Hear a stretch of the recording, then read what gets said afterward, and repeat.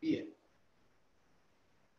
Entonces, recordando lo que ya se dio en el curso de ingreso, trabajo es el producto de fuerza por distancia, fuerza por desplazamiento. O sea, en la dirección del desplazamiento medimos cuántos metros se desplaza. Entonces, si hay una fuerza que está formando un determinado ángulo, esa fuerza multiplicada por el coseno del ángulo transforma esta componente de la fuerza en la dirección del movimiento o del desplazamiento. Están las unidades: newton por metro, que es el joule; tina por centímetro, que es el ergio; o kilogramo fuerza por metro, que es el kilogramo. Estamos acá en un repaso de dónde salían las unidades fuerza. Y una equivalencia que por ahí les puedo utilizar, les puede servir, que es cuánto vale un joule en el sistema inglés: 0,7376 pies. Perfecto. Trabajo entonces fuerza por distancia, pero el trabajo, como dijimos hace un rato, requiere de energía. Entonces, si alguien tiene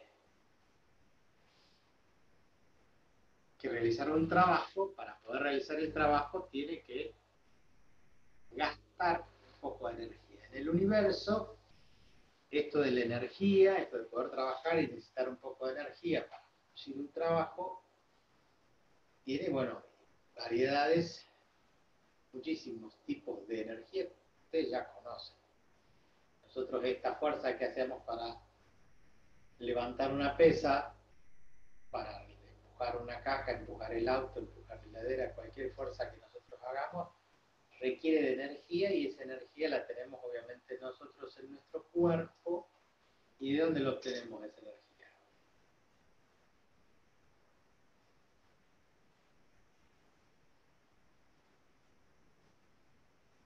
¿De dónde sacan energía ustedes?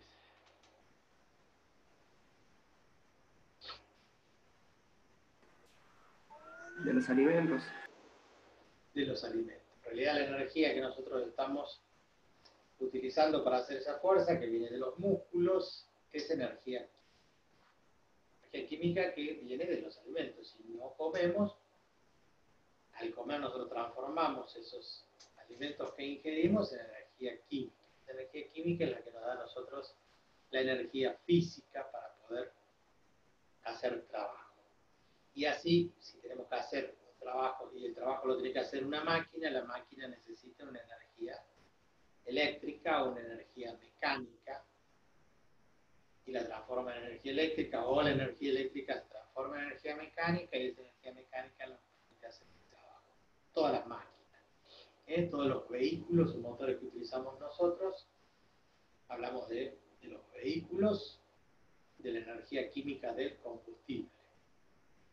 Si los motores son eléctricos, obviamente la energía eléctrica, pero la energía eléctrica a su vez proviene de otra fuente de energía, y esa otra energía viene de la usina. Esa usina puede ser una nuclear, puede ser hidroeléctrica, o sea que la obtenemos del agua, y allí vamos a empezar a ver uno de los tipos de energía, que es la energía potencial que tiene el agua. Hay energía mareomotriz, la de las mareas. Ustedes saben que la marea que va y viene, debido al arrastre que hemos hablado de la Luna respecto a la Tierra, por esa fuerza gravitacional hace que las aguas se muevan y generen las mareas. Esa marea se aprovecha, es una gran fuerza, y se logra la energía mareomotriz.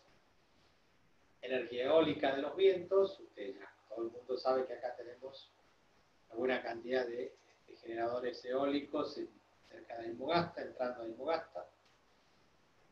Y así, energía de la biomasa, energía del excremento. Energía nuclear, que es mucho más peligrosa y difícil de controlar, pero que tiene muchísima, o sea, que se le saca mucho provecho, tiene mucho rendimiento. Todas las energías de las que hablamos, la energía de las plantas, que necesitan agua, pero también necesitan sol para hacer la fotosíntesis, etcétera, etcétera, todas las energías vienen de algún lado. Entonces, ese famoso dicho que nos decían en la escuela: nada se pierde, todo se transforma en lo que nosotros vamos a aplicar en los problemas. Nosotros vamos a generar energía de la nada. Lo que hacemos es transformar las energías. Las que vamos a ver, las energías mecánicas, cinéticas, potencial, gravitacional, potencial elástico. Todo para realizar un trabajo e inclusive vencer la fuerza de rozamiento, la energía calórica que desprende el rozamiento. Pero siempre va a haber un balance energético, o sea, no se crea, no se destruye la energía, se va transformando en otro tipo.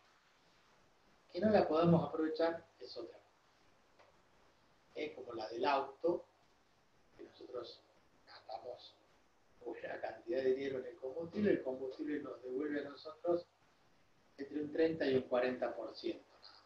El resto se pierde en forma de calor. Por eso hay que controlar el agua, porque el agua está refrigerando constantemente el calor del motor, de la combustión, de la explosión que hace el combustible.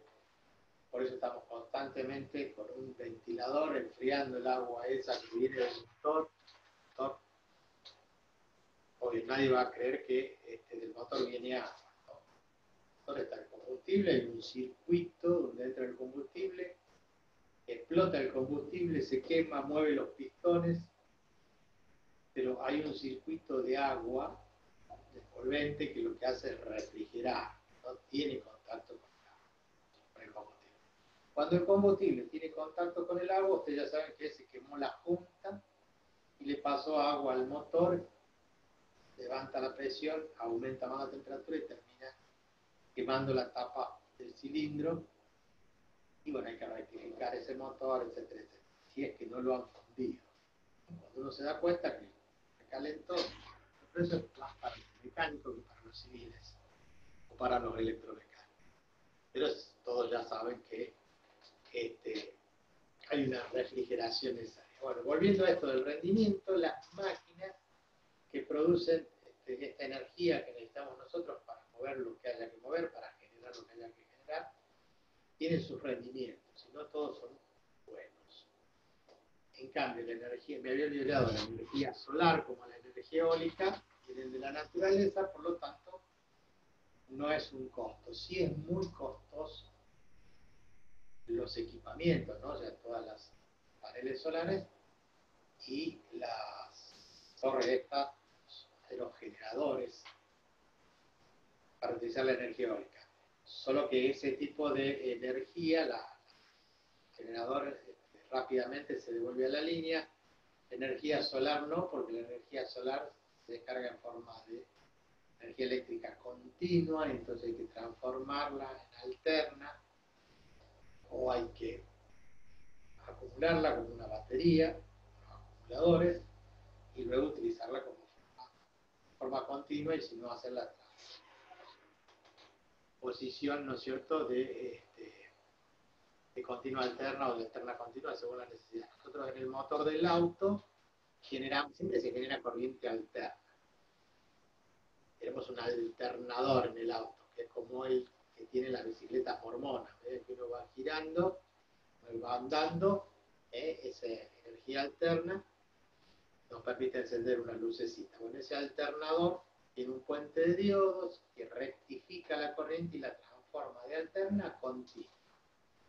¿Qué es la corriente continua? La de la batería del auto, de la moto, las pilas. Los transformadores que usan ustedes transforman la alterna en continua y le metemos 12 volts, 6 volts, 9 volts, lo que haga falta.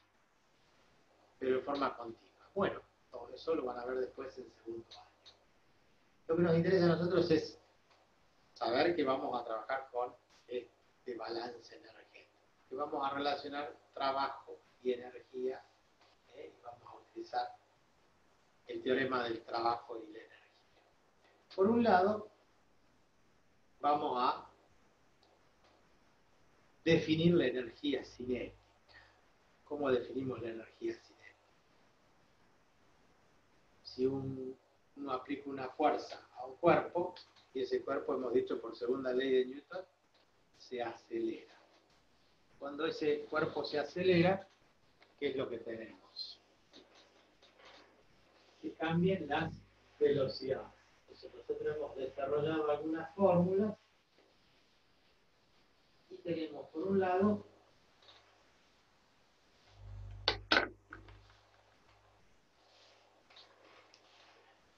un cuerpo. Le aplicamos una fuerza, ese cuerpo podría tener una velocidad inicial, sub 0, y al aplicar una fuerza aparece una aceleración y este cuerpo en otro instante, ¿qué tiene? Tiene otra velocidad, una velocidad final.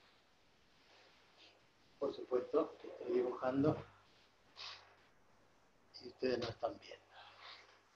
¿Sí?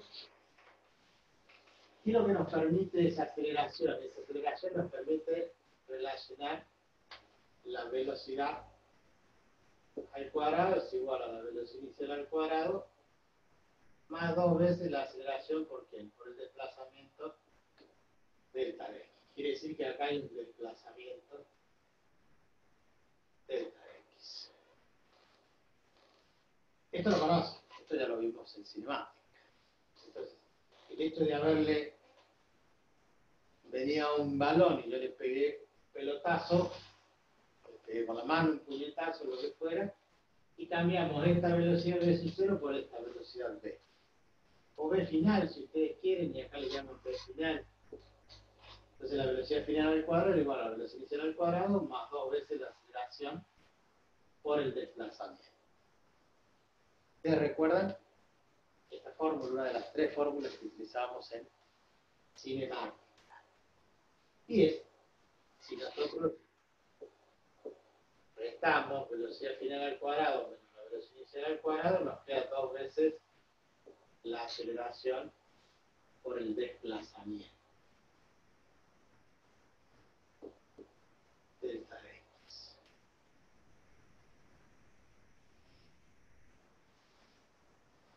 ¿Y qué reemplazaríamos? ¿Cómo hacemos aparecer el trabajo allí? Nosotros de la fuerza igual a masa por aceleración despejamos. La aceleración es fuerza sobre masa, ¿no es cierto? Está multiplicando, ustedes saben que pasan dividiendo. Entonces vamos a tener acá que 2 veces la aceleración es fuerza sobre masa por el desplazamiento. ¿Qué es lo que nos interesa a nosotros? La fuerza por el desplazamiento, porque eso queda trabajo. Por lo tanto, esta masa está dividiendo, pasa multiplicando, o si no quieren hacer eso, la velocidad final al cuadrado menos la velocidad inicial al cuadrado es igual a 2 veces la fuerza por el desplazamiento delta x sobre la masa. Entonces, multiplicamos y dividimos miembro a miembro. En estos dos términos, en vez de pasarlos para el otro lado, ustedes multiplican por m y dividen por 2. Multiplican por m y dividen por 2. Entonces, ¿qué es lo que estamos haciendo? Ley uniforme, multiplico y divido miembro a miembro. De este lado, obvio que las masas, y esto se cancelan, entonces este término pasa a ser un medio de la masa de la velocidad final al cuadrado menos un medio de la masa en masa sobre 2. Lo distribuimos y lo separamos de esta forma. Y eso es igual a fuerza por desplazamiento, que es el trabajo.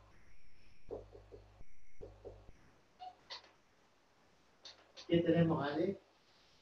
Definido trabajo, fuerza por desplazamiento. Esto es Newton por metro. Y el Newton por el metro, la Joule. Y acá también debería ser Newton por metro y esto también debería ser Newton por metro. O sea que el análisis dimensional que hacemos nosotros es, si yo tengo la masa en kilogramos por la velocidad al cuadrado, en cualquiera de los dos casos, la velocidad es metros sobre segundo, pero está todo elevado al cuadrado.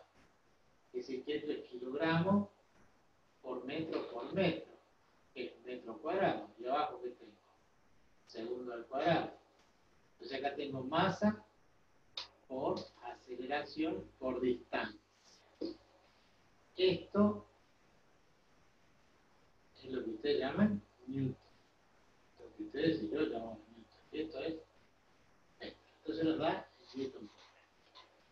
análisis dimensional está bien. De una fuerza que hace que un cuerpo se acelere, si se acelera cambia la velocidad. Si cambia la velocidad hay una variación de velocidad que implica que cada término de esto nosotros lo llamemos como energía cinética. Entonces, ¿qué hace una fuerza?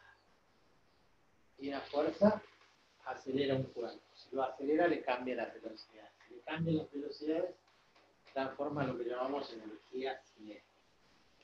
Esto es energía cinética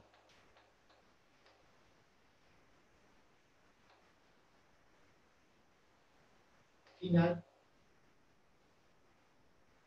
menos energía cinética inicial. Entonces, un medio de la masa por la velocidad al cuadrado es el concepto de energía cinética. Eso sucede. Allí lo que tenemos es una variación de la energía cinética. Entonces, la fuerza, por la distancia, que es un trabajo, no produce energía, sino que hace variar la energía. Varía la energía y se transforma en energía cinética. Si no hay cambio de velocidad, la aceleración es nula, entonces la sumatoria de fuerza igual a 0, no hay energía cinética.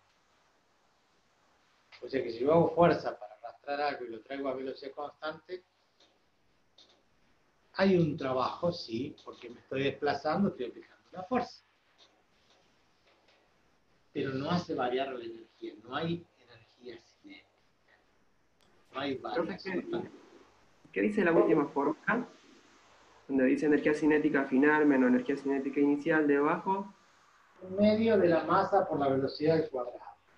Bien, profe. Masa por velocidad al cuadrado. Nosotros estamos acostumbrados a ver la energía de otra forma. No es que estemos acostumbrados. ¿Qué es lo que vemos siempre nosotros? Es igual a mc cuadrado.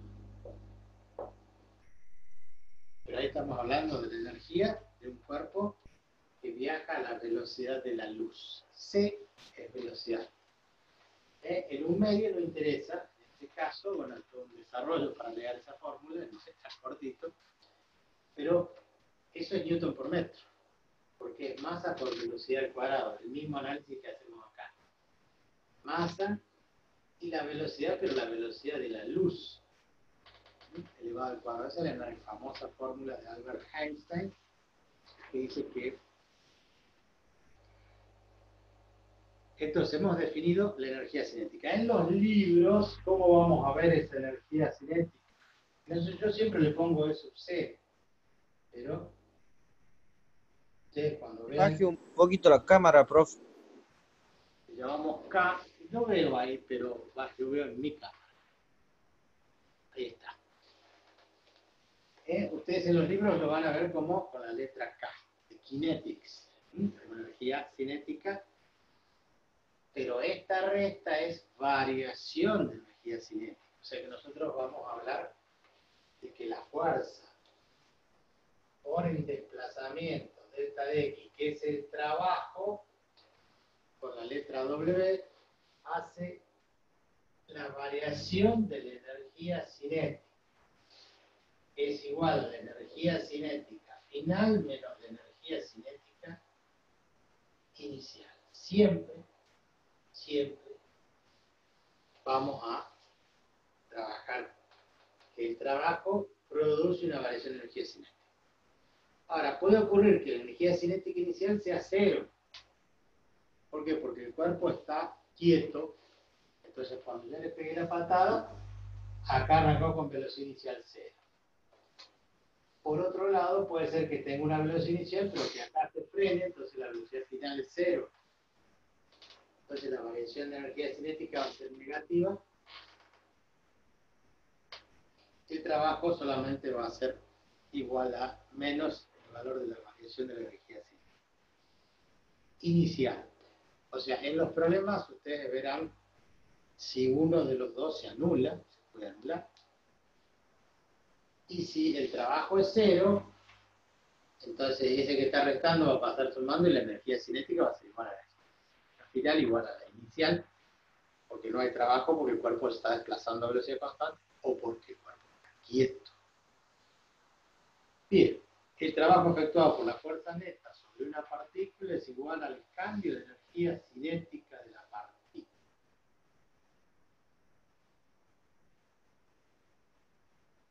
Si nosotros aumentamos este cuerpo al doble de la masa, ¿qué va a pasar con la energía cinética? Les pregunto.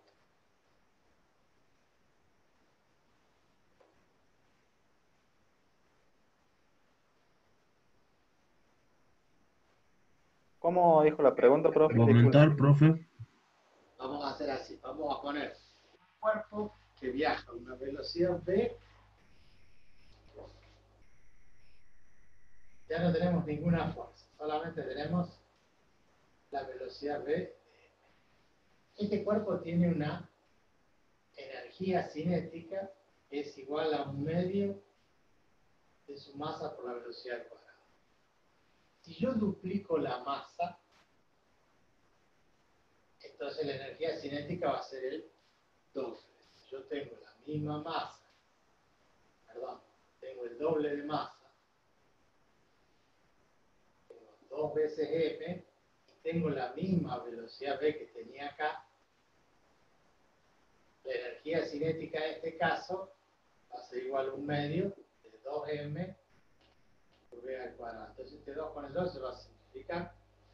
Voy a quedar que esta energía cinética por tener el doble de masa vale m por v. Profe, ¿puedes subir la cámara? Sí, señorita. Que no me grite. Perdón. ¿Estamos ahí? Entonces, Sí, profe. tengo una masa que va a una velocidad y tengo el doble de esa masa que va a la misma velocidad. La energía cinética de uno es igual a la mitad, esta es la mitad de esta, porque esto es mv cuadrado y esto es un medio de mv cuadrado. O esta tiene el doble de energía cinética que. ¿Estamos de acuerdo? Ahora, si nosotros tenemos la misma masa, pero la velocidad es el doble, 2 veces v, entonces la energía cinética en este caso va a ser un medio de la misma masa que tenía ahora, pero tengo 2 veces la misma velocidad. O sea que acá iba a 50 metros por segundo, acá voy a 100 metros por segundo. Pero esto elevado al cuadrado se define que es igual a un medio de la masa por 4, 2 al cuadrado es 4 por v cuadrado. Entonces acá tengo el 4 con el 2 se simplifica y tengo 2 veces mv cuadrado. La energía cinética, si yo duplico la masa, se duplica la energía cinética. Pero si yo duplico la velocidad, se cuadruplica la energía cinética. De un medio pasó a 2. ¿Se entiende eso? O sea, la importancia de ver que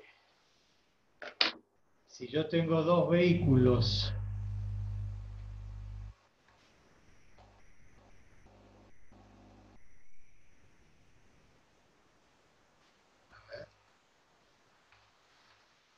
que van a una cierta velocidad, y esto es lo que nos pasa a nosotros cuando tenemos un choque. Si viene una persona en una motito, en una zanelita, a una velocidad determinada, y si en la otra viene una moto de 1000 centímetros cúbicos con 2 personas arriba, tiene mucha más masa que la otra. Si los dos van a la misma velocidad, tiene mayor energía y que tiene mayor masa, ¿verdad? Ahora, si además duplico la velocidad, se cuadruplica la energía cinética. Y esa energía cinética es la que produce el choque, o sea que pues voy y aparece una fuerza en el momento del impacto, eso se transforma en una fuerza.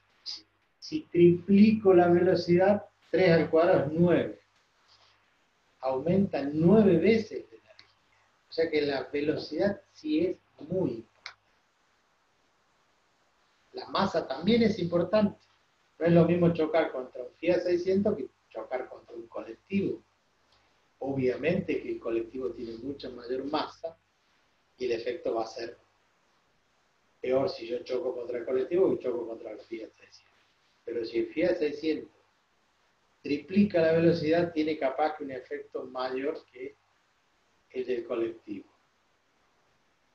Así ocurren los accidentes que ocurren y así ven ustedes cómo vuelan por los aires los cuerpos, a veces unidos, a veces los cuerpos desunidos, la cabeza para un lado, la pata para el otro.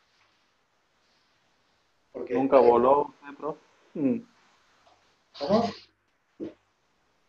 ¿Nunca voló usted? Si nunca volé, sí, yo tengo, no le miento, pero tener más de 1000 horas de vuelo, pero en avión, ¿no? En choque, no, me ha pasado chocar un perro en una moto a 100 kilómetros por hora. ¿Y cómo le fue? Y bastante bien, porque tenía el casco, entonces la moto, yo me caí, la moto siguió rebalando por el asfalto y yo fui haciendo rol, o sea, rodando sobre mi cuerpo y iba haciendo el casco, tac, tac, tac, tac, tac, tac.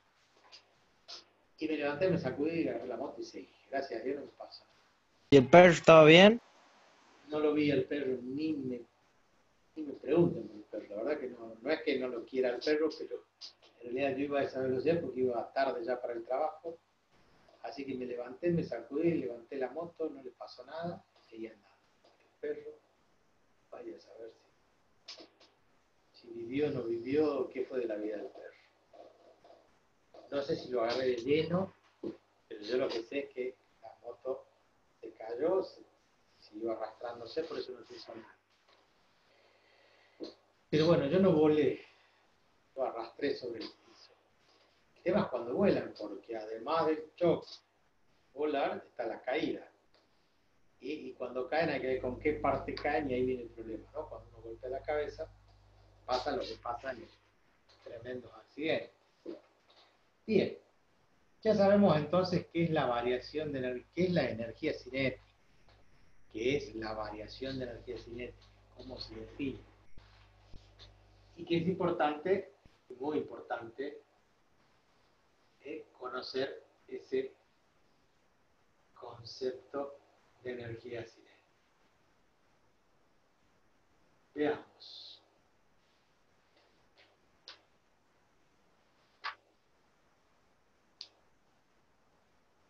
¿Qué pasa si la fuerza es variable? Ya nos metemos en un problema. Porque si la fuerza es constante, nosotros podemos multiplicarla por la masa, pero si la fuerza es variable, entonces la energía que va a producir esa fuerza va a ir variando. Nosotros podemos sacar un promedio, pero vamos a tener que ir al análisis matemático, porque en realidad lo que hacemos es imaginar que estamos sumando, porque como la fuerza no es constante, yo voy instante por instante midiendo un valor de fuerza diferente. Entonces vamos a hacer un gráfico de este lado, vamos a borrar y vamos a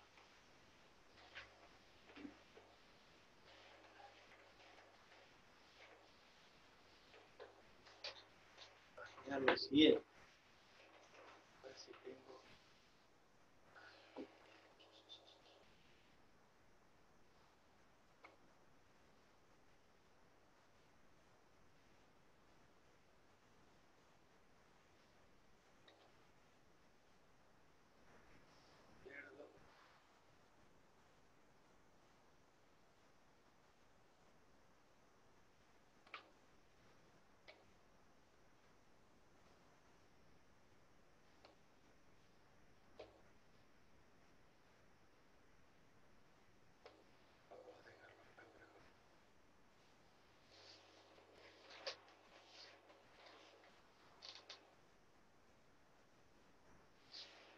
tenemos la fuerza, la distancia o el desplazamiento. Nosotros sabemos que esa fuerza era constante y directamente lo que hacemos nosotros es multiplicar el valor de la fuerza por el desplazamiento. Esto sería una fuerza constante. Y eso nos da un trabajo, como si fuera base por altura, esto es el desplazamiento X. Pero si la fuerza es variable, significa entonces que ya no tenemos una fuerza constante, sino que acá hay un valor de fuerza. Podríamos suponer entonces que acá esto lo subdivido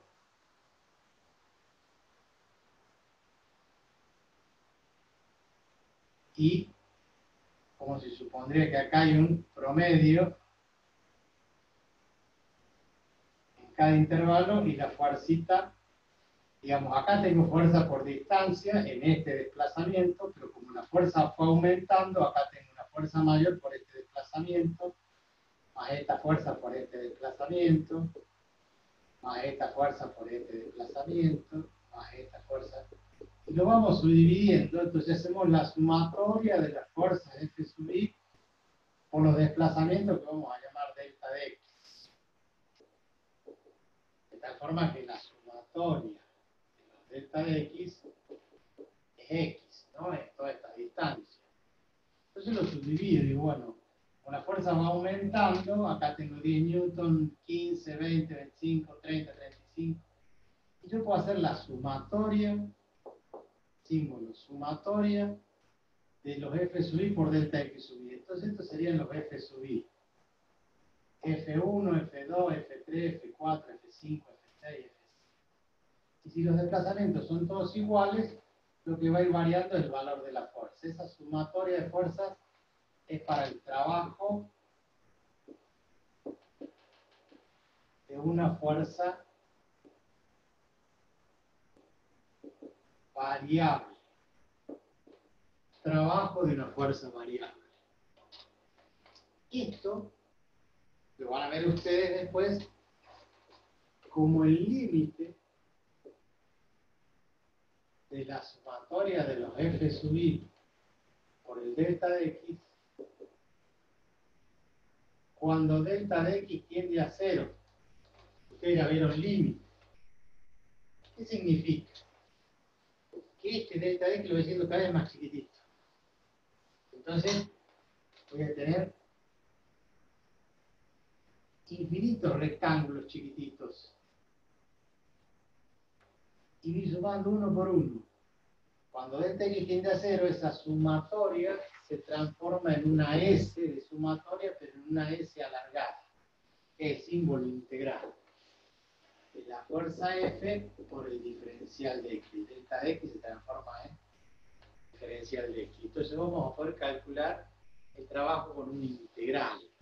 Eso cuando terminen de ver ustedes derivadas, integrales, derivadas ya vieron.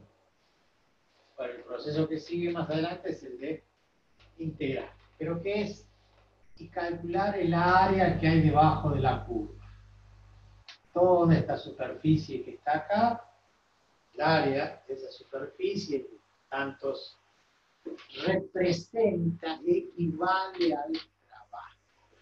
Entonces, cuando hay una fuerza variable, por ahora ustedes no la van a calcular, sí les doy el concepto teórico, porque todavía no han visto integrales. Cuando vean integrales lo van a poder calcular o resolver. Eso va a quedar después, para después. Pero esa es la idea de cómo transformamos nosotros. Esa integral va a ser entre valor X sub 1 y valor X sub 2, X sub 1 y X sub 2. En ese intervalo acá se pone entre X sub 1 y X sub 2. Luego se resuelve la integral y se calcula, pero no vamos a entrar en ese caso. Lo que sí nosotros podemos tener es un valor promedio, la fuerza media. Nosotros podemos encontrar un valor de fuerza que sea equivalente. Entonces vamos a tener un valor de fuerza media ahí que haga que el área del rectángulo tenga el mismo trabajo. Esta área va a ser igual a esta superficie. ¿Por qué? Porque lo que falta acá es lo que me sobra acá. Inclusive eso lo van a ver ustedes también como teorema del valor medio. Pero no sean problemas.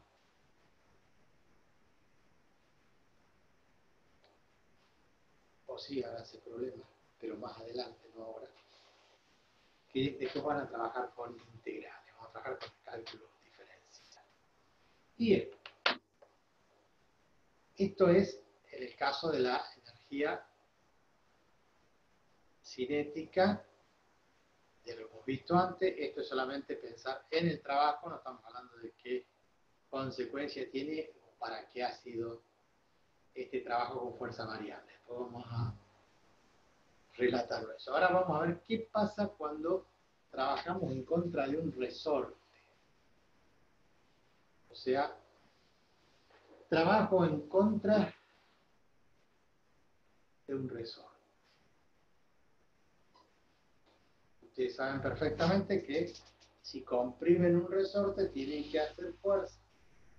Pero acá hay algo importante. Yo hago fuerza, comprimo el resorte y le pongo una trabita.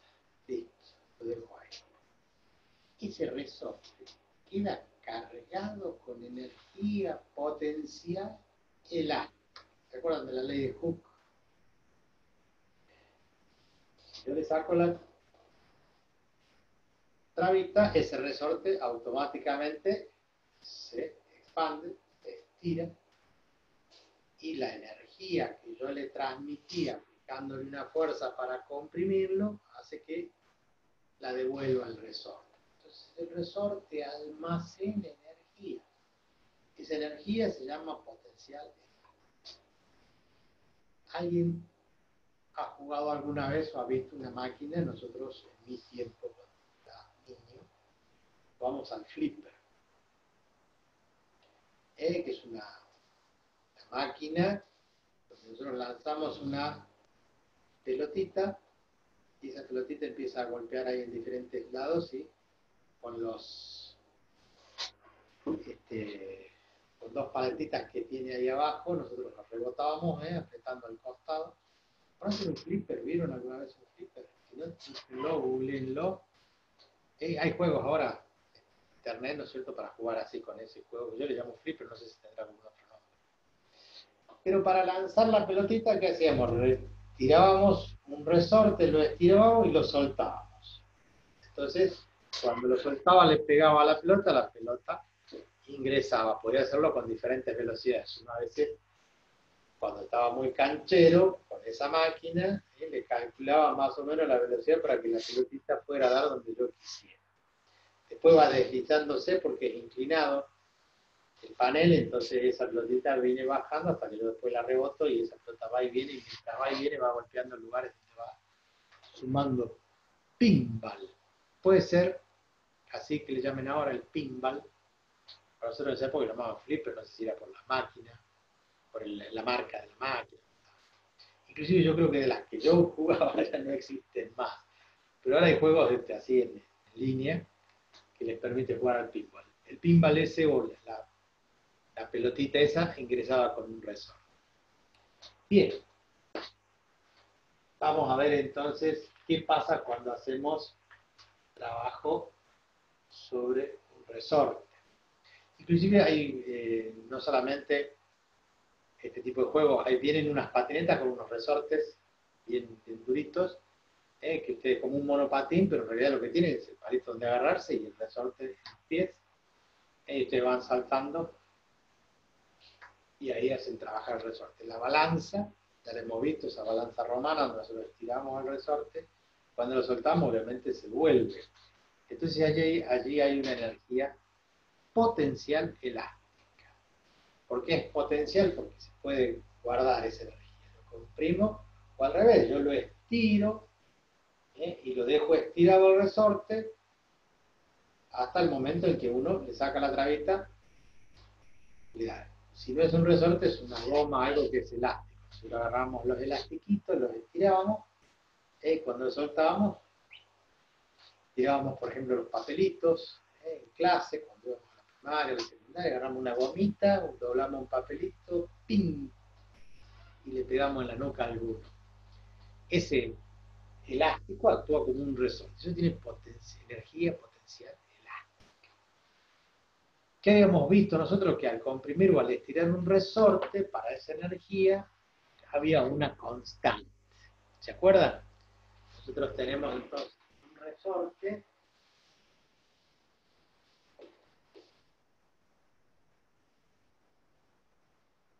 energía potencial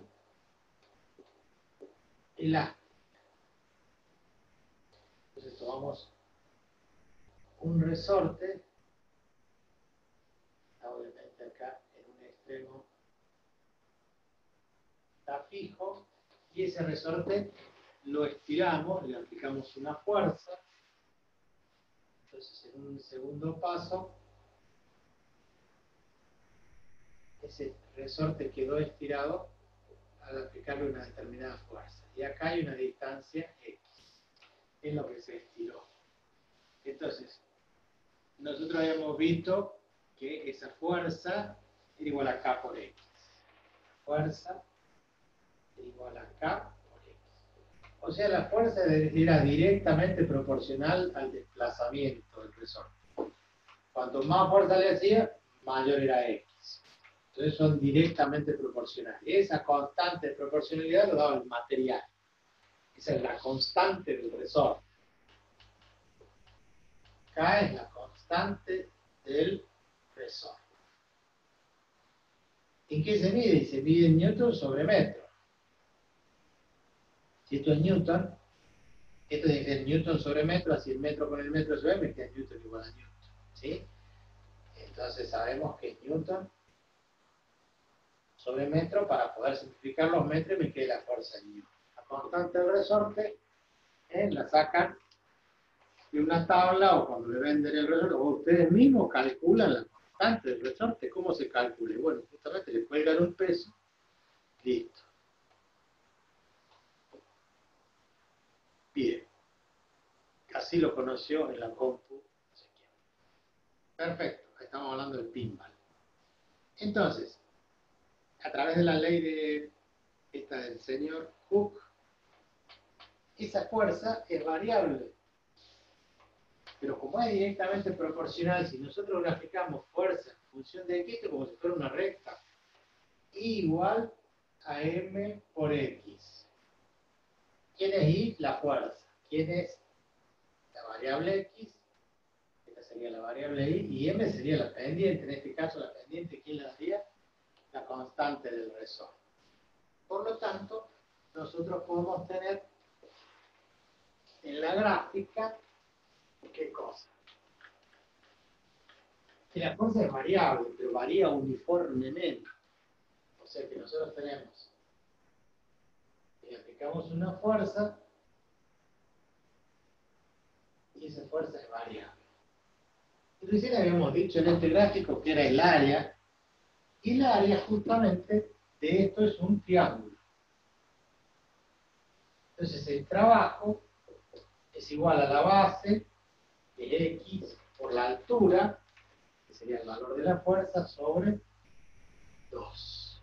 O sea, el trabajo va a ser igual a 1/2 de X por F. ¿Pero quién es F? Es K por X, porque es la constante del resorte. ¿Entiende? Entonces nosotros reemplazamos y decimos el trabajo va a ser igual a 1/2 de X por la fuerza, que vale K por X.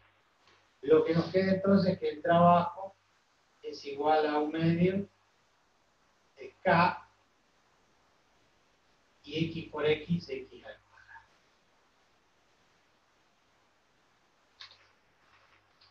Dimensionalmente también debería estar bien, porque la constante, yo les dije, es newton sobre metro. Y esto es metro al cuadrado, o sea que va a quedar newton sobre metro, y esto, como es metro al cuadrado, 1 se va con 1 y me queda newton por metro, que es joule. O sea que dimensionalmente está bien. El trabajo que hay que hacer para comprimir un resorte o estirar un resorte a una distancia X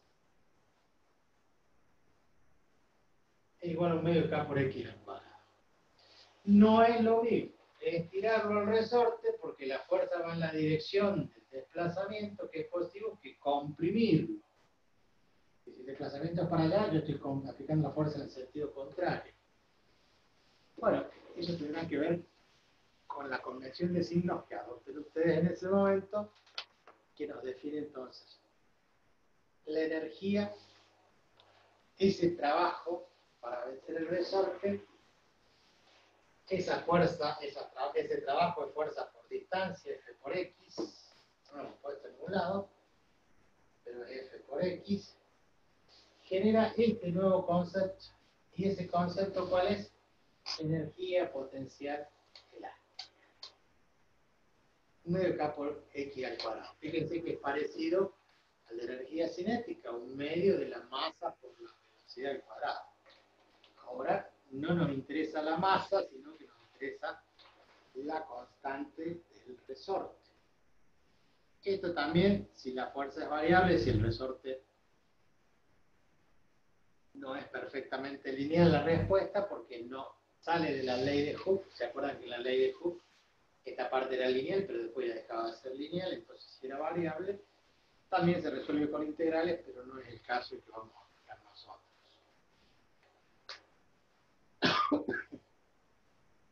Mejor dicho, si lo llevamos a eso, al caso de la integral, como pusimos acá, integral de f por diferencial de x entre x1 y x2, estaríamos en el mismo caso, sería la integral de x1 y x2 de f, pero la fuerza f hemos dicho que valía k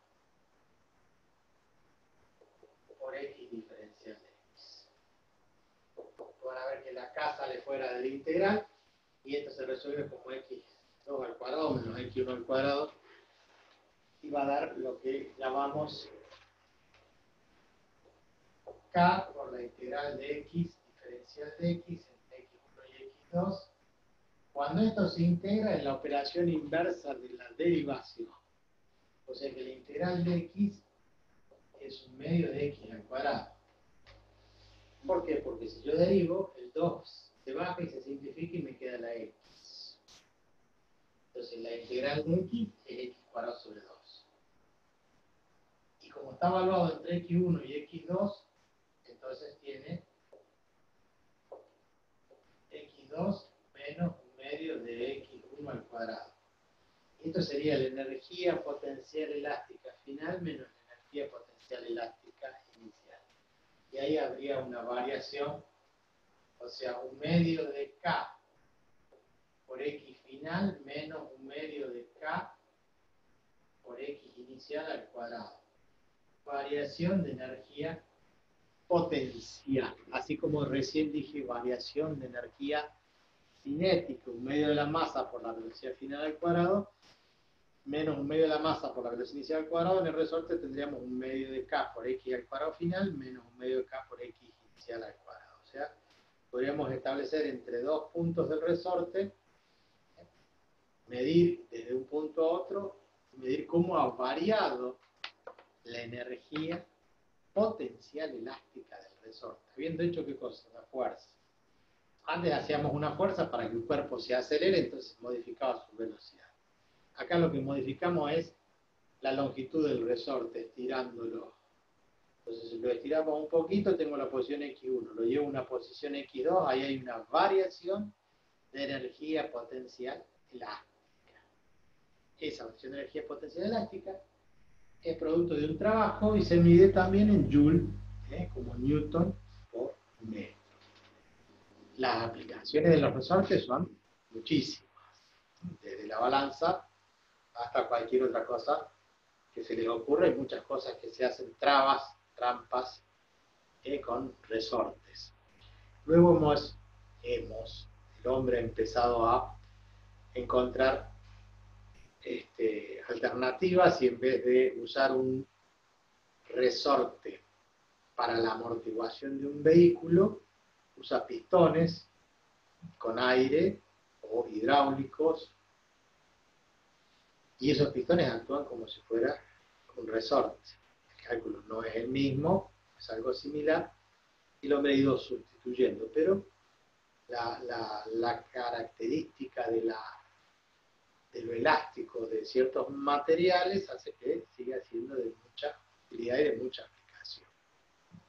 Y esto de que es elástico no necesariamente tiene que ser de un resorte, puede ser de un elástico, es una tela elástica, de una goma elástica.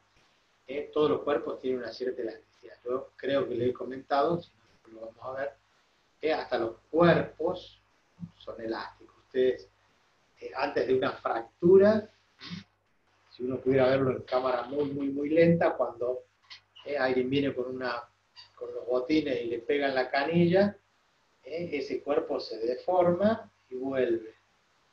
Se deforma décima de milímetro. Y después vuelve a su estado natural, si entró en el perioelástico. Cuando pasó del perioelástico al plástico, se rompió la pierna y hay una fractura expuesta y ya es otra historia. Pero tiene una partecita de elasticidad.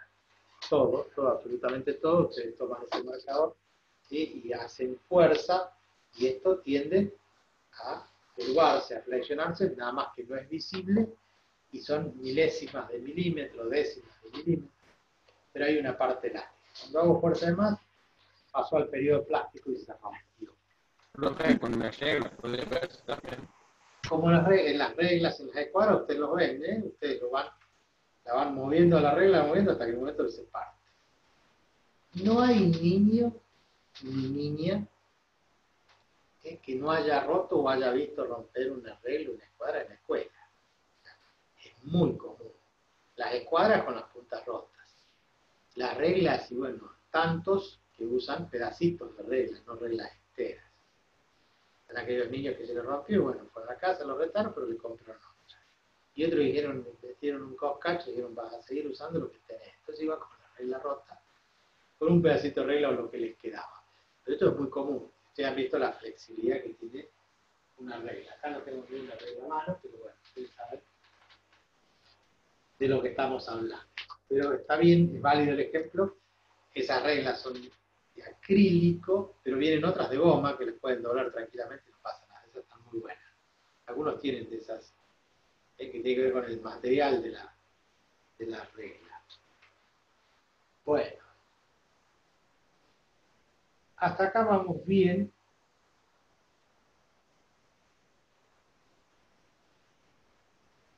Pero vamos a agregarle el trabajo en contra de la gravedad. ¿Será posible trabajar en contra de la gravedad?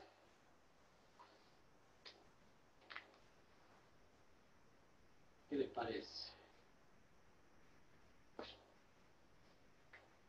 Acá no me aparece en ningún lado.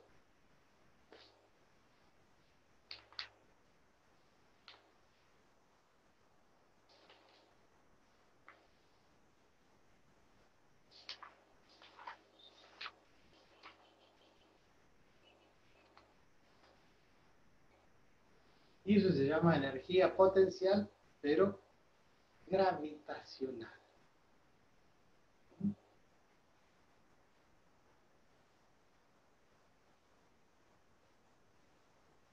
Energía potencial y gravitacional.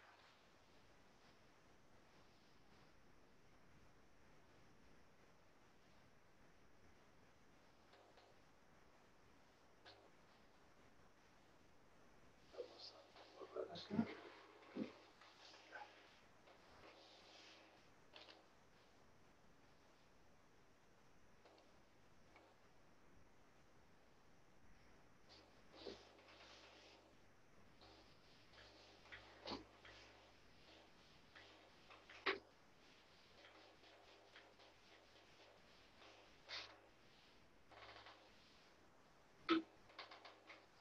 Vamos a hacer una esquemita de un cuerpo que cae, por ejemplo,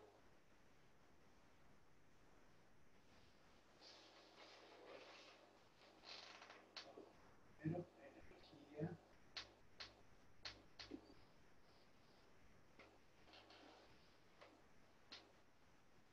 Profe, ¿podría subir un poco la cámara? Sí, señor. Entonces, la energía potencial gravitacional, así es el título. Hacemos un pequeño esquema. Un cuerpo que está a una altura I sub 1. Y si nosotros lo tenemos acá con velocidad inicial igual a 0, si nosotros lo soltamos, el efecto de quién, del peso W, hace que esto descienda.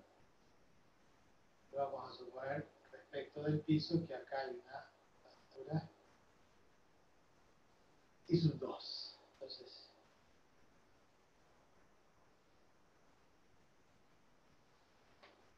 de tal forma que esta distancia entre I sub 1 y I sub 2, I sub 1 menos I sub 2, va a ser igual a H. La masa M, eso es justamente el movimiento que se produce en esto por aceleración de la gravedad, justamente aparece la aceleración. La masa esa tiene un peso, ese peso es producto de la atracción gravitacional y se traslada desde esta posición I sub 1 hasta una posición I sub 2. Esa variación de altura, I1 menos I2, es lo que llamamos H. Entonces, el trabajo en contra de la gravedad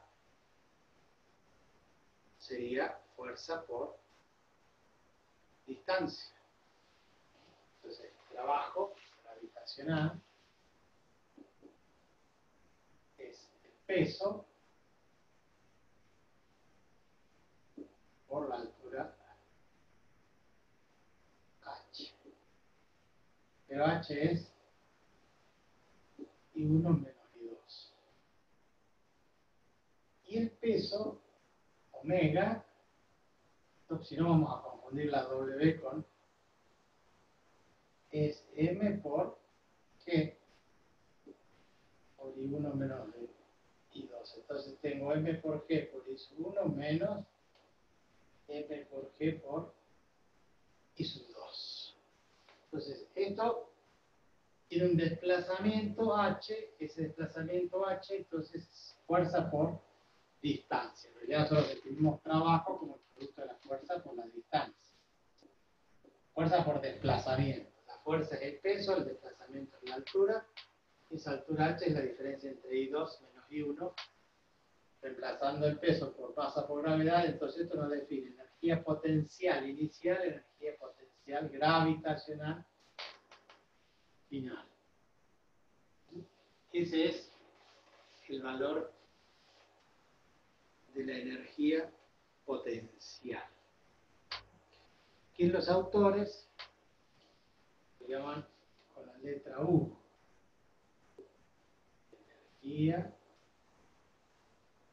potencial gravitacional. Ya que es igual U a M por G por H. Entonces habrá una energía potencial final, habrá una energía potencial inicial y como siempre veremos en los signos de qué se trata y cómo utilizar esa variación. Lo mismo si nosotros hacemos, en vez de aprovecharnos del peso y soltar un cuerpo para que éste caiga, el contrario que sería darle un envío a un cuerpo y aplicar lo que llamábamos tiro vertical, ¿se acuerdan? Que aplicábamos tiro vertical.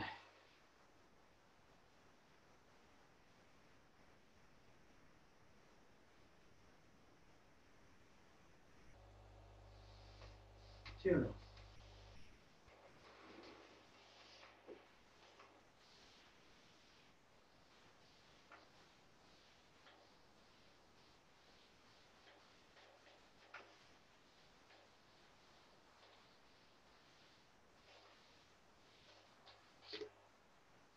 ¿Qué pasa si nosotros tomamos entonces un cuerpo, la masa M, y imprimimos una cierta velocidad?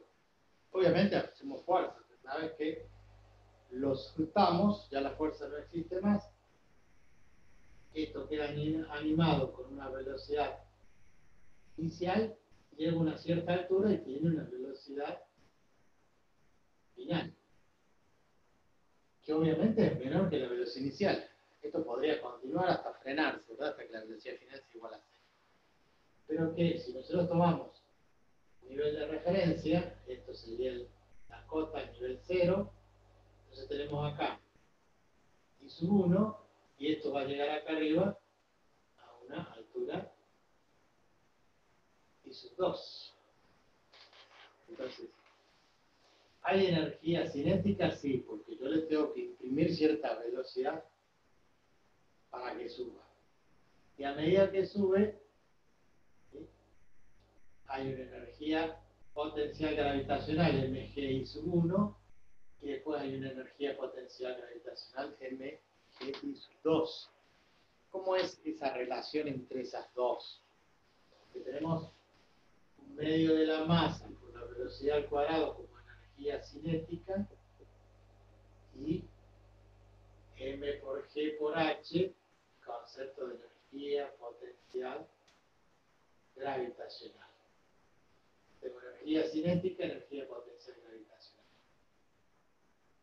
El juego de estas dos energías, en este ejemplo, es: tomo un cuerpo, los lanzo hacia arriba, le imprimo una cierta velocidad y se va frenando. Se va frenando por efecto de la gravedad. Va perdiendo velocidad, por lo tanto va perdiendo energía cinética. Pero va ganando altura. Entonces a mayor altura, mayor energía potencial gravitacional. ¿Se entiende eso? Entonces la variación de energía cinética tiene que ser igual a la variación de energía potencial gravitacional. La variación de energía cinética es un medio de la masa de la velocidad final al cuadrado menos un medio de la masa de la velocidad inicial al cuadrado. Ahora nos tiramos un poquito más para este lado. ¿Igual a quién? Igual a la variación de energía potencial gravitacional. Si es una variación de energía potencial, entonces va a ser mg, la masa es la misma, ¿sí? ¿Por qué? La final es por I sub 2, menos mg por I sub 1. De tal forma que yo, este que está restando, lo paso para este lado sumando y tengo medio de la masa por la velocidad final al cuadrado más mg, y acá cuento I sub 2 en la final menos la inicial. Entonces, lo que pasamos es I sub 1 igual a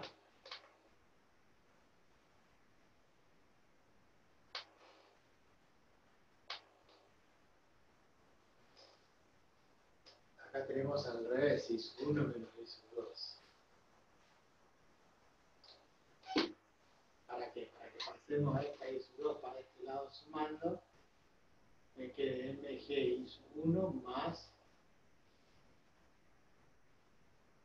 medio, vamos a hacerlo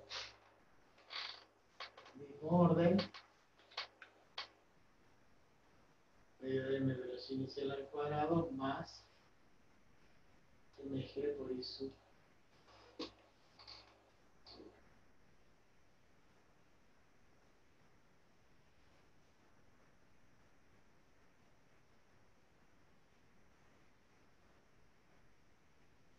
Yo le cambié los nombres, allá le puse I sub 2, I sub 1 y acá le puse al revés. I sub 1 como inicial, I sub 2 como final.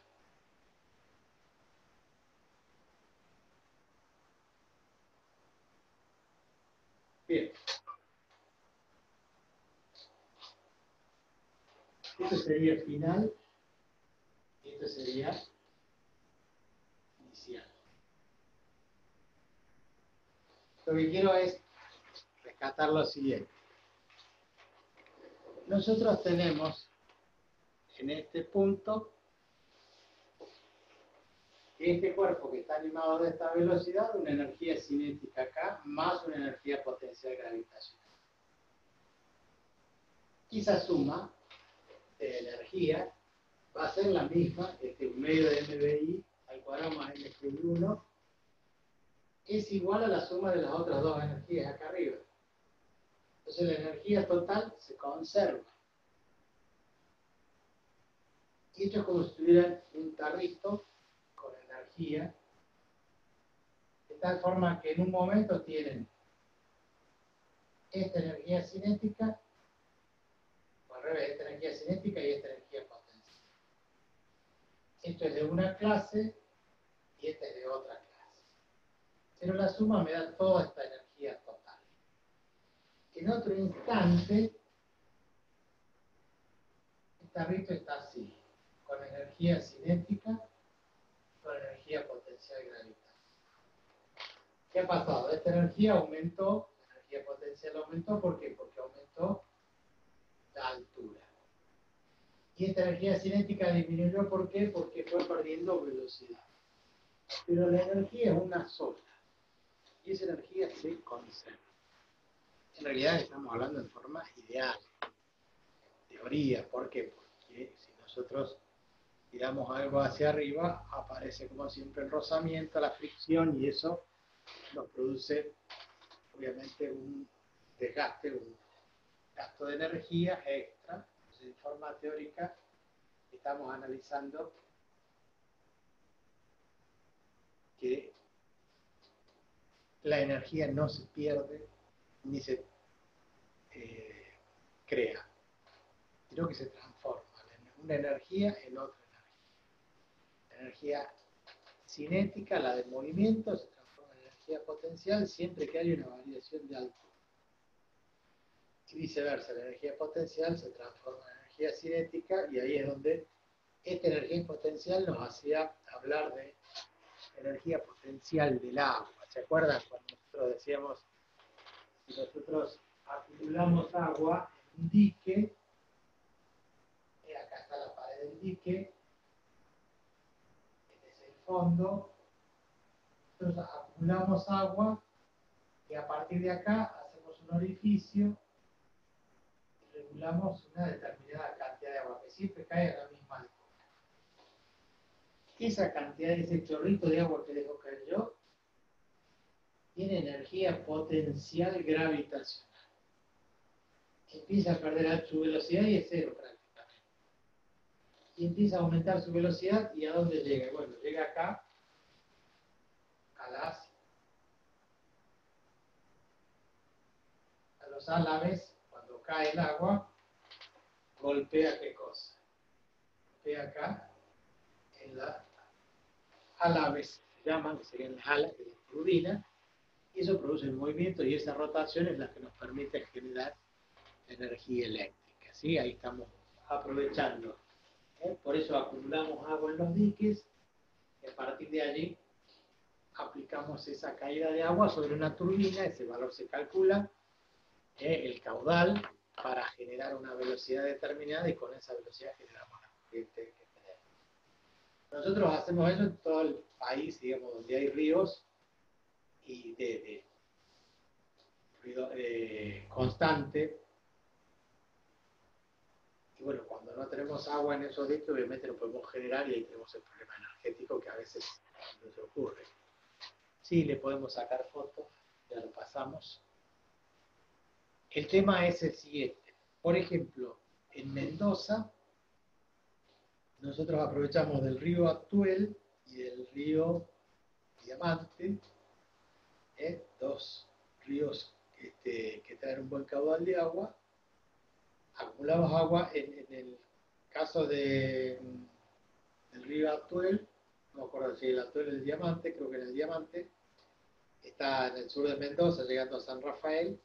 Ahí se aprovecha el agua, porque el agua al final, después que hace andar la turbina, después vuelve al cauce natural y el agua sigue, no se pierde, muy poco lo que se evapora.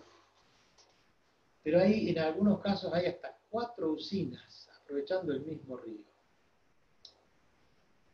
En la ciudad de Mendoza tenemos la Facultad Regional Mendoza, la capital, y unos 230 kilómetros más al sur está la de San Rafael. Antes de entrar a San Rafael hay un pueblito que se llama 25 de Mayo y ingresa a un lugar que se llama Los Reyunos. En ese lugar, Los Reyunos, nosotros tenemos allí un centro educativo donde tenemos esto que yo les estoy contando, las usinas y del dique, todo eso en maquetas. Y ahí hacemos viajes de estudio, ahí van a ser ustedes, cuando lleguen a cuarto o quinto año, un viaje de estudio que duraba, bueno, esperemos salir de la cuarentena y todo esto y de la situación económica. Entonces, todas las facultades del país, la mayoría, viajan regularmente en diferentes épocas allí a Los Reyunos y allí hacen en una semana, normalmente son a veces 4 o 5 días,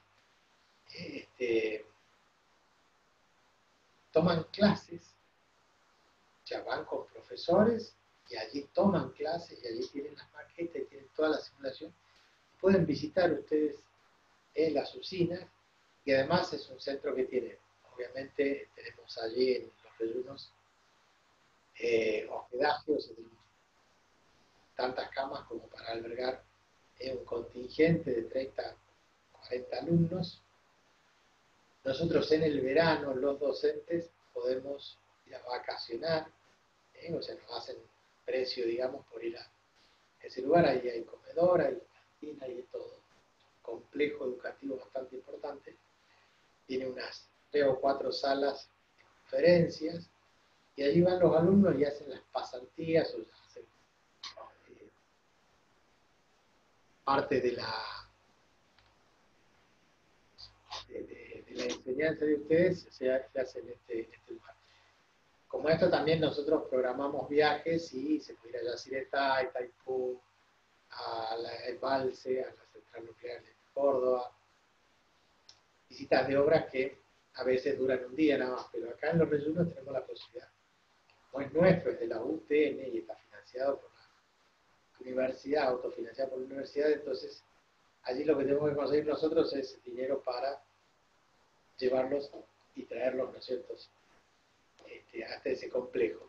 Es realmente espectacular, es muy lindo y aparte que se puede hacer, no es que van a estar 24 horas, van a estar una cantidad de horas, que es lo normal, cuando van a hacer una visita de este tipo de estudio, y después van a tener tiempo para ir a la ciudad, visitar las bodegas,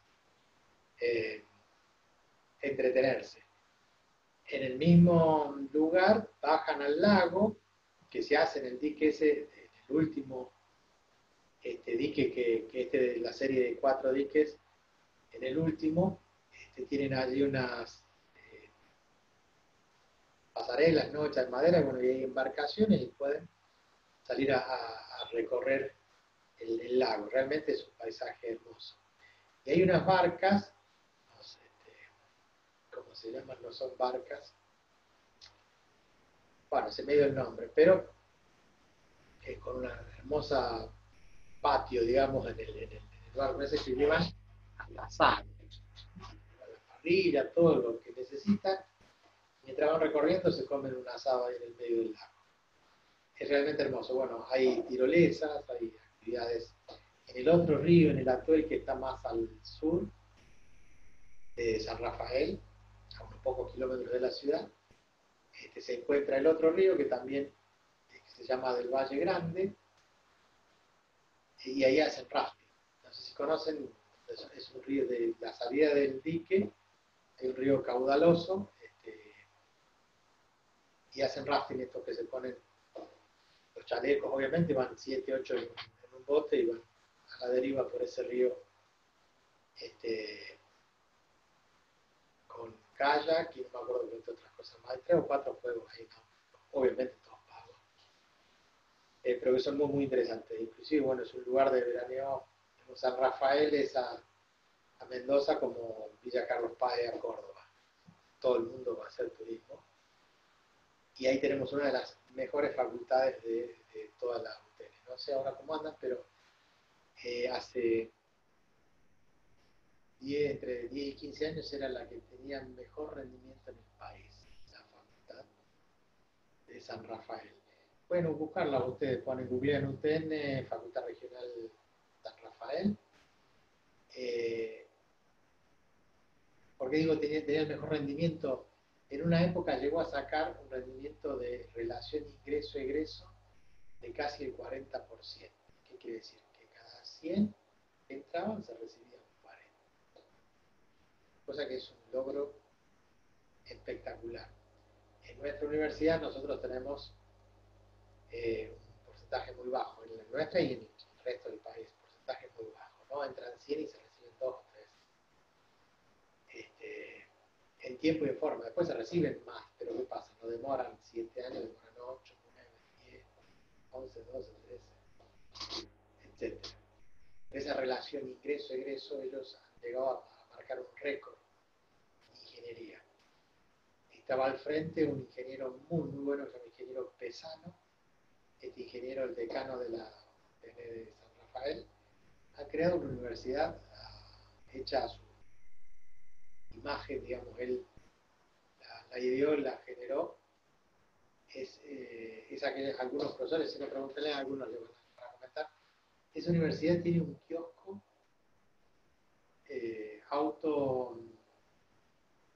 ¿cómo se dice? Que se atienden ustedes solos, mejor dicho. Que no hay una persona que les venda nada. Están todas las cosas expuestas. Autoservicio. Autoservice. Pero no es un autoservicio que después vos pasás por la caja y pagás a una persona. Nadie lo controla. O sea, uno va y saca un alfajor y el alfajor dice que vale 25 pesos, entonces deposita 100 y retira los 75 de vuelta. O sea, aunque lo que parezca imposible, eso existe, y nosotros fuimos a la universidad y era así. Hay alguien en la cocina que está haciendo café, calentando sándwich, pero esa persona no está afuera controlando qué sacan o qué no sacan de la vitrina. Cada uno va y se sirve y deja la plata. Y en algunos casos ha habido que alguien ha dejado un papelito y he puesto ahí: soy Juan Páez, 11 de agosto, 70 pesos. Y al otro día trajo los 70 pesos y retiró el papel. Se autofió, digamos. Es algo increíble, pero es así y funciona así. Creo que todavía sigue funcionando así. Yo, la última vez que fui, la estaba yendo varias veces a esa facultad. Realmente nos gusta mucho, y ellos no tienen primer año de civil, primer año de electromecánica. Ellos tienen el aula de química, el aula de física, el aula de análisis matemático, el aula de álgebra. Entonces, se trasladan los alumnos al aula que les corresponde en el horario. Y en esa aula hay computadoras y está la bibliografía de ese tipo de aula.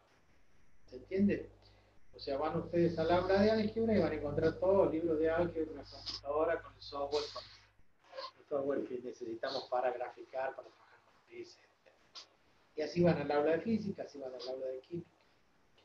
Tienen un sistema muy, muy interesante de trabajo. Ahora ya no lo hacen, pero los primeros tiempos, cuando empezó la universidad, ellos tenían muchos menos docentes que los que usamos nosotros, pero los tenían a todos full time. Entonces hacían una enseñanza bastante diferente a la nuestra. Decían, bueno, hoy vamos a hacer este año, vamos a fabricar un ventilador. Y empezaban a fabricar, o sea, empezaban a aportar ideas para fabricar el ventilador.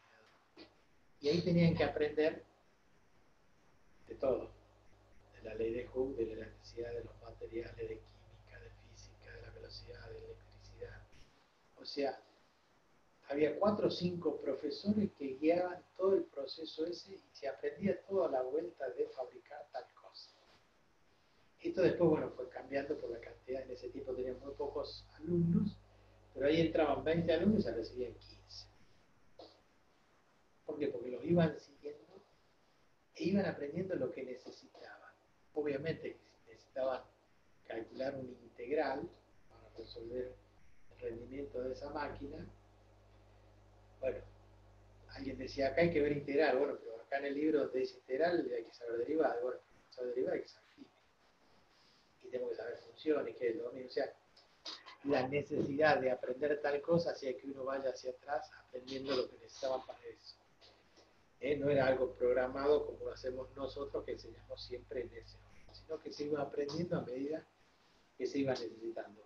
Por eso, en principio, fue una facultad modelo, Después fue cambiando con el tiempo, pero bueno, quedó lo de la cantina, quedó la distribución de las aulas.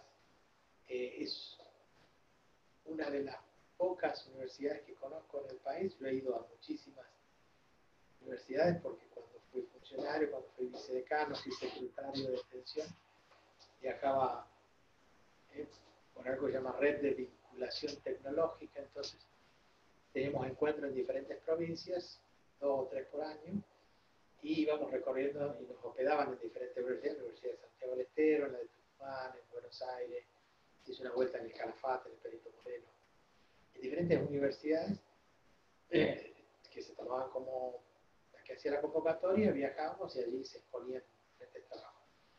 Y salvo las de arte, obviamente, en Buenos Aires, de todas las tecnológicas, la de San Rafael era la única que tenía en todos lados cuadros, esculturas, estatuas.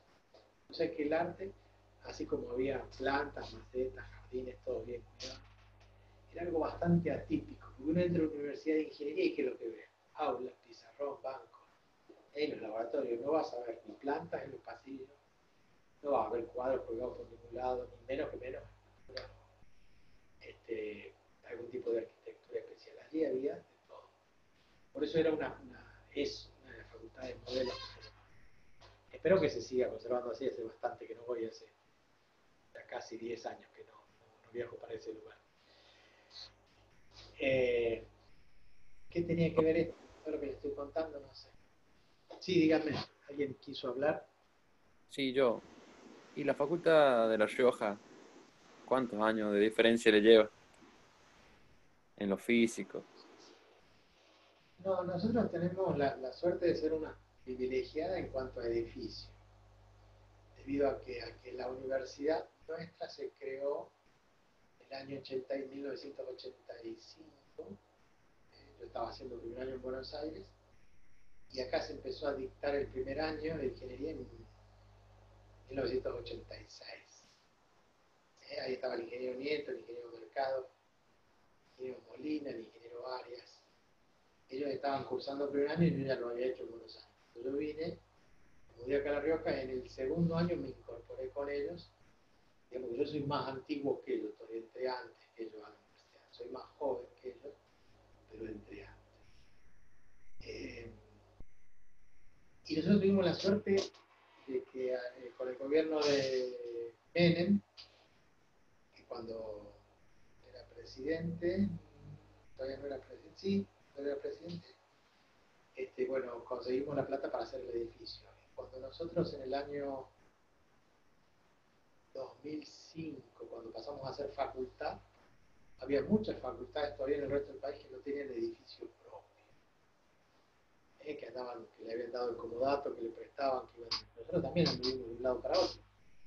Nosotros tuvimos clases los primeros 3 años, yo 2, acá en la escuela que está por la avenida Facundo Quiroga, antes de llegar a la llama votiva.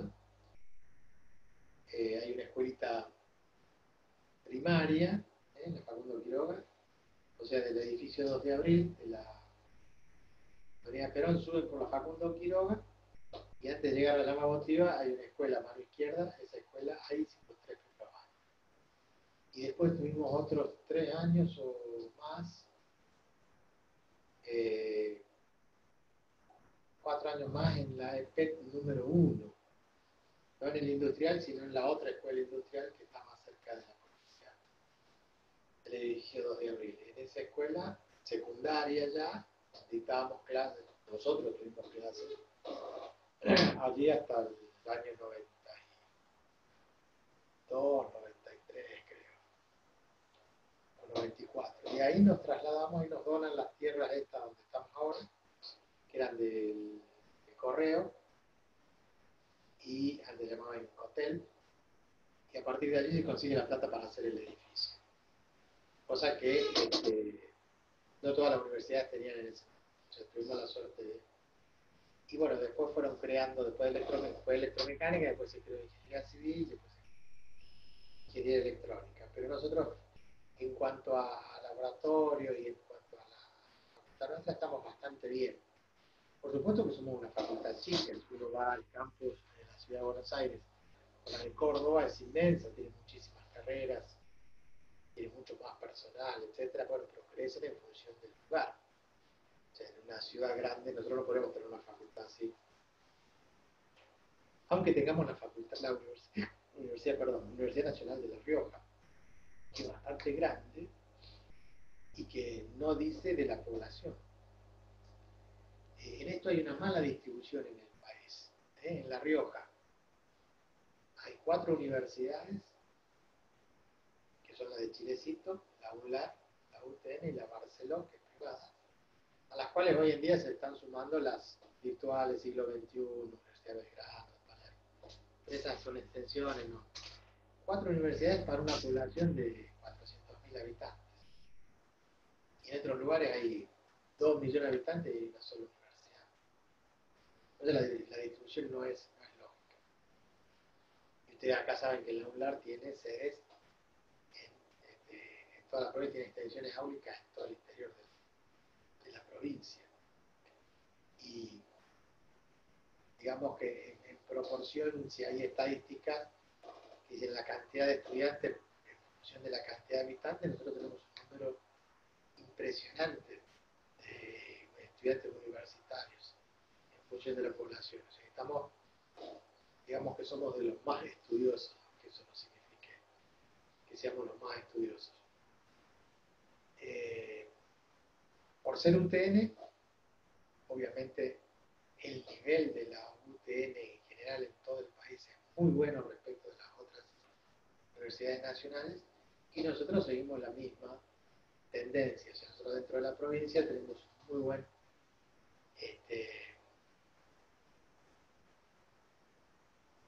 no digo puntaje, sino una muy buena referencia de que la gente sabe que un egresado de la UTN, ¿no es cierto?, es un graduado realmente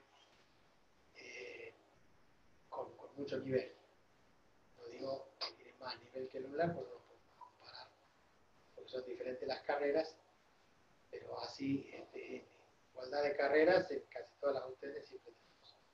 Y somos formadores de ingenieros, nos dedicamos exclusivamente a la ingeniería. En cambio, el resto de las universidades, por tener diferentes departamentos, de sociales, de medicina, de arte, etcétera, etcétera, es bastante difícil controlar porque es muy, muy extensa, tiene demasiadas carreras y con que nosotros nos dedicamos solamente a la ingeniería, por eso hemos apostado y la gente no tiene apostado en su momento a formar solamente ingenieros, muy buenos ingenieros.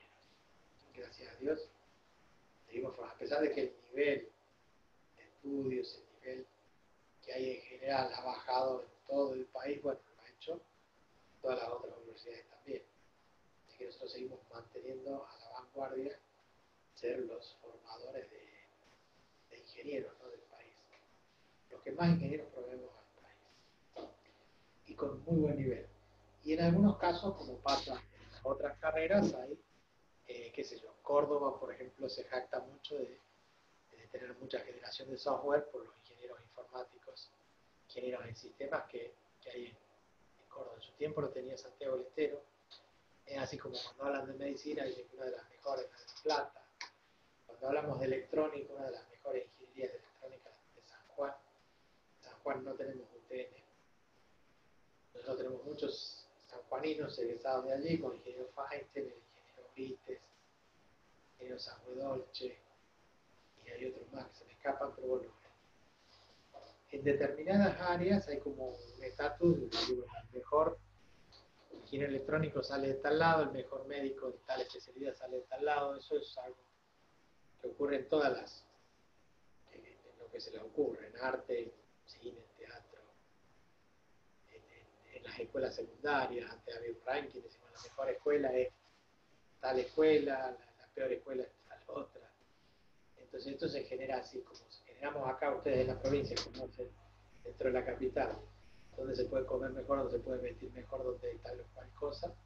También a nivel nacional con el estudio pasa lo mismo. Pero tenemos una muy buena imagen en el país y en el resto del mundo, no solamente en Argentina, sino que nosotros en el resto del mundo estamos muy bien conceptuados los ingenieros, porque decimos que nosotros le damos solución a todo. Y ahí aparece la famosa canción de Ignacio Copani, esa que matamos con el hambre. El argentino se da maña para resolver muchas cosas, tiene mucho ingenio. Esto es muy respetado en el mundo, es muy creativo. Y el único problema es que nosotros lo hacemos en forma provisoria, o sea, resolvemos los problemas provisorio para siempre. ¿Sí? O sea, lo atamos con alambre y él sigue funcionando y queda atado con alambre. Después no volvemos. Pero independientemente de ese defecto, si es que se puede llamar defecto, hay mucha creatividad y es muy buscado en empresas. Yo conozco en España amigos y gente con parientes. Entonces, está muy bien rankeado, muy bien clasificado. Y después tenemos todas las otras contras de las mañas, de la mala educación, etcétera, que nos genera, que nos da otros defectos, digamos, aparte de las virtudes que podemos tener. Nosotros hemos tenido médicos como el doctor Favaloro, que se ha destacado mundialmente por él haber inventado el bypass y haber hecho cientos de operaciones en el mundo y de haber formado profesionales en otros países. Así en diferentes áreas tenemos muy buena gente. Y también tenemos muy mala gente. Y tenemos últimamente muy malos políticos. Yo lo lamento si alguno de ustedes es hijo de algún político, pero en general la política en el país está haciendo que todo esto se venga abajo. Bueno, estamos hablando demasiado. Vamos a volver a la física. ¿Qué hora? Las 18:20. Yo creo que ya estamos. Y 22. Bueno, ya no vamos a tener tiempo de desarrollar otro tema completo. Lo continuamos la semana que viene. Cualquier duda que tengan, nos estamos viendo el viernes, jueves y viernes para álgebra. Después vamos a ver cómo recupero, si grabo una clase y después la subo para que recuperemos esa clase o fijamos un día y recuperamos la clase entre todos. Sería bueno que fijemos un día, profe. Así sea dinámica la clase. Profe, ¿Sí, señor? el día lunes no es feriado, ¿no? Yo creería que sí, ¿no? El 17 de agosto siempre fue feriado. Lo que pasa es que cuando no caía el lunes se pasaba para el lunes. Pero en este caso sí, yo creo que es feriado. No sé, por mí, yo diría que la recupere ese día la clase. Obviamente si están de acuerdo los otros chicos. Es cierto, estaría muy bueno. Sí, yo también estoy de acuerdo. Feriado de agosto de 2020. Cubrimos, como siempre.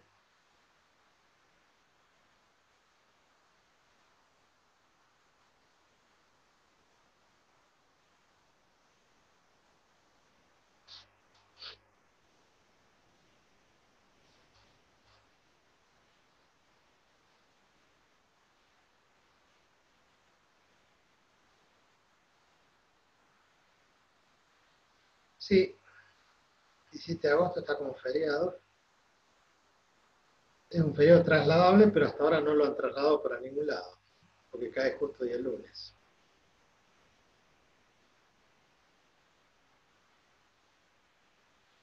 Bien, lo acomodamos y lo terminamos de definir entre jueves y viernes, ahí los confirmamos, ¿sí? Para que no haya ningún inconveniente. Bueno, profe. Perfecto, chicos, nos estamos viendo Chao, profe, que ande bien. jueves o viernes. Chao, profe, que esté bien. Chao, profe, cuídese. Para ustedes. Hasta luego.